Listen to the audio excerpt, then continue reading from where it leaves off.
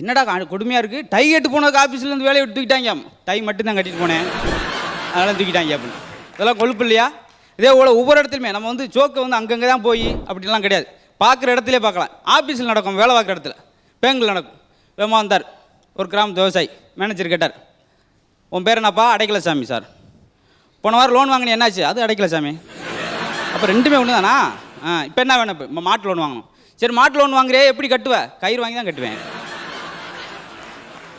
மாட்டு லோனி பிடி, போ கிளம்பு. என்னையா மாட்டு லோன் கொடுத்தாச்சுல, என்ன நின்றுக்கிட்டு இருக்க? சாட்டக்கு வாங்க லோன் கொடுங்க. அதுக்கு மாடா லோன் தருவாங்க. இப்படி ஒவ்வொரு விஷயமா பார்க்குறது. எல்லாம் பொதுவாக ஹோட்டல் சாப்பிட போவோம், அது ஒரு வித்தியாசமானது. வேமா போனோன்னே, என்ன மீன் உங்கள் ஹோட்டலில் சரியாக வேகலையா அப்படின்னு. ஏன் சார் கேட்குறீங்க? பாரியா தவி தவி பக்கத்துலைக்கு போதியா, நான் வெரைட்டி பிடிச்சிக்கிட்டு போல, அதை பிடிச்சி போல நல்லா வேக வைங்க அப்படின்னு.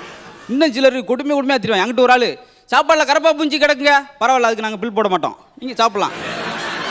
இங்கிட்டு ஒருத்தன், என்ன டீயில் ஈ கிடக்கு, அது வைட்டமின் ஈ, சாப்பிட்டீங்கன்னா உடம்புக்கு நல்லது. கொந்தளிச்சிட்டா மனுஷன், என்னடா ஆளாளுக்கு இப்படி போடுறாங்க அப்படின்னு சொல்லி.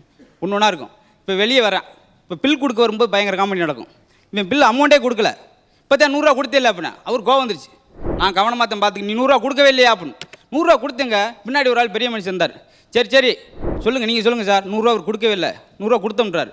நீங்கள் ஒரு சண்டையில் நான் கொடுத்து 200 ரூபாய் மறந்துடுறாங்க அவன்.